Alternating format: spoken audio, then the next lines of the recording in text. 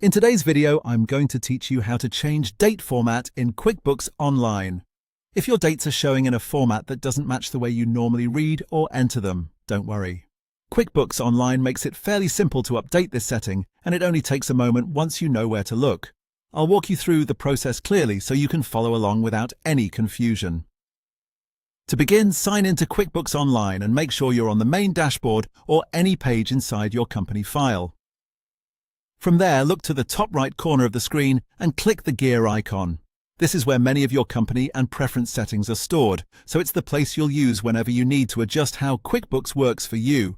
After clicking the gear icon, go to Account and Settings. This section contains the main configuration options for your company account, including business details, sales settings, expenses, and several preferences that affect how information appears throughout QuickBooks.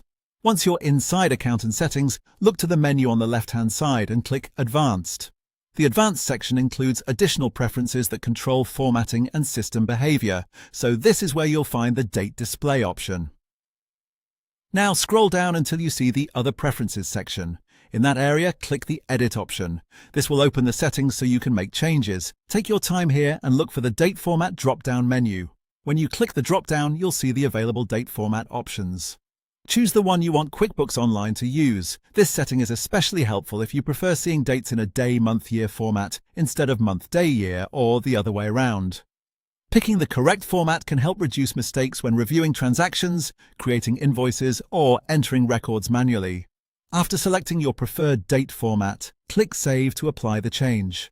Once it's saved, QuickBooks Online will begin using the new format in the relevant areas of your account. And that's it. You've successfully changed the date format in QuickBooks Online. It's a small adjustment, but it can make your account much easier to read and work with every day. If you're following along in your own account, it's a good idea to double-check a few screens afterward, just to confirm the format now appears the way you want.